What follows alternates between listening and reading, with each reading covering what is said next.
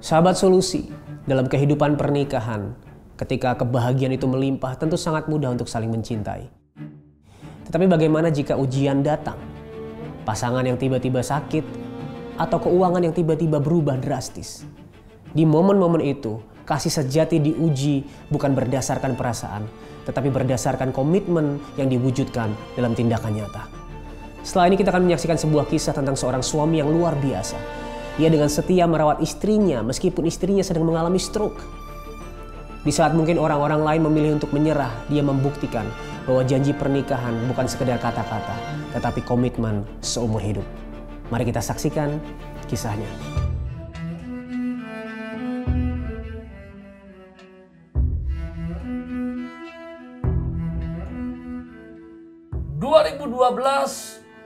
Istri yang saya cintai kena penyakit stroke. Buat saya sebagai seorang suami yang begitu mencintai istri mengalami stroke itu bukan sebuah hal yang mudah. Saya berpikir waktu itu sepertinya dunia ini runtuh.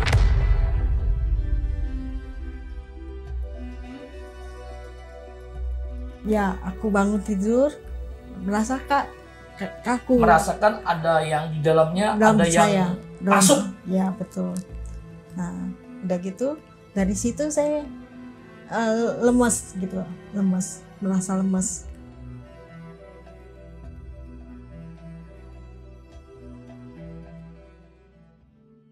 Nah, waktu awal di rumah sakit itu saya berpikir ya hanya sebatas penyumbatan, bukan stroke. Nah, ternyata penyumbatan itu sudah stroke. Stroke-nya bukan ringan. Stroke-nya benar-benar ya gawat, mengerikan dan menakutkan. Dan membuat dia nggak berdaya, membuat dia nggak terlalu tahu sama orang, nggak ngerti sama orang, nggak bisa baca, nggak bisa buat apa-apa. Merasanya ya kaku kakinya. Lebih berat ya jalannya. Karena yang 7 tahun pertama setelah sembuh sehat, dia hampir normal, jalan sendiri, udah bisa khotbah. Nah, tapi stroke yang kedua 2019 ini ya membuat dia sulit berjalan. Betul. Dan paling parahnya dia nggak bisa lagi khotbah, ngomong dengan lancar. Makanya tadi patahnya pun dia agak susah untuk bicara. Di sininya tahu, tapi dia ngomong keluarnya nggak dapat. Ya berdiri pun dia sulit. Ya, betul. Jalan pun nggak bisa, ngomong pun agak susah. Ya. Secara kecewa ada sebagai manusiawi. Kenapa? Karena apa yang saya imani, apa yang saya minta, kok nggak terjadi. Dan buat saya penghakiman dari iblis, dari orang-orang begitu kuat. Gitu. Saya sedih gitu loh. Saya bilang, Tuhan kok kenapa? Sementara kau pakai saya menyembuhkan banyak orang, tapi kenapa saya minta istri saya Tuhan nggak sembuhkan? Sedih, kecewa, ya mungkin marah juga atau gimana. Udah campur aduk lah. Tapi di sisi lain saya tahu bahwa dia Bapak yang baik.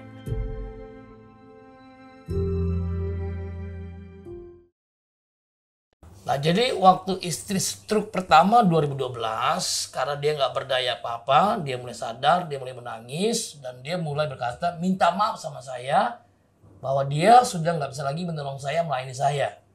Apa yang diucapkan, dia suruh saya kawin lagi. Bapak punya teman, bisa melayani sama-sama gitu, sama dia. Saya bilang, janji nikah kita adalah dalam suka dan duka. Susah, senang, sehat atau sakit. Nah, saya bilang sama dia, sekalipun kamu sakit, tetap kamu istri saya. Sekalipun secara pelayanan, dia udah nggak lagi berfungsi sebagai penolong. Kenapa? Karena saya mesti tolong dia. Nah, buat seorang laki-laki yang paling berat adalah masalah biologis.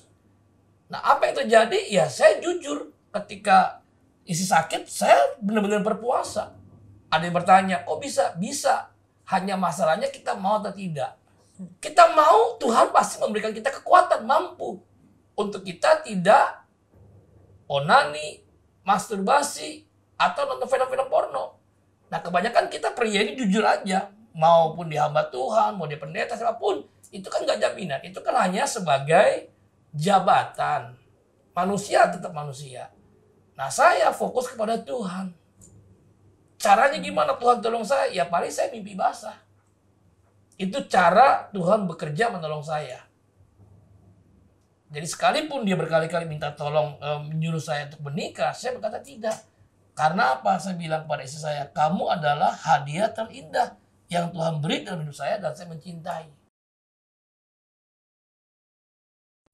Suami kan bilang dalam hal hubungan suami istri. Puji Tuhannya, saya tetap harus mengasihi dia, mencobai gitu. Istilahnya saya coba walaupun sakit ya, tapi saya tetap melayani dia, berusaha untuk melayani suami itu. Jadi nggak sampai ketinggalan, nggak sampai semuanya jadi kacau itu. Jadi dalam Tetap keterbatasan sakit stroke, dia tetap berusaha untuk melayani sebagai seorang istri. Ya, betul.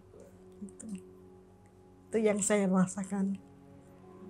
Kita harus selalu bersyukur apapun yang Tuhan kasih buat kita. Kita percaya bahwa Tuhan itu tetap ada bersama kita. Itu aja yang saya rasakan. Tuhan tidak pernah tinggalkan kita sendirian. Hari ini yang saya rasakan adalah saya harus tetap dekat sama Tuhan gitu. Jadi hari-harinya dia banyak berdoa, banyak baca firman, dan juga bantu saya untuk bikin flyer saya khotbah. Tiap hari saya baca Alkitab, tiap hari. Baca firman. Nah di situ merasa kuat saya, gitu. Setiap hari aku dengar lagu dari firman Tuhan, jadi menguatkan saya. Nah, maksudnya dia ketika kita mengalami stroke adalah ya kita fokus sama Tuhan. Bawa dekat diri sama Tuhan. Kita bisa bersyukur sekalipun belum sembuh. Ya, memang ini sebuah hal yang tidak mudah. Tapi kenyataannya ya kita harus bersyukur, gak ada cara lain. Kalau kita nggak bersyukur, hidup kita akan semakin susah. Tapi dengan kita bersyukur, ada hati sukacita, ada mujizat Tuhan pasti terjadi. Carilah dahulu kerajaan Allah. Matius 6 ayat 33.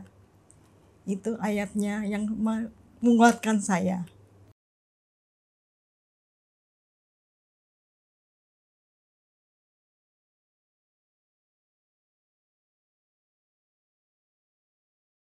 Kisah tadi mengingatkan kita bahwa pernikahan bukan hanya sekedar kebahagiaan di momen-momen yang indah, tetapi juga kesetiaan di saat-saat terberat di dalam pernikahan.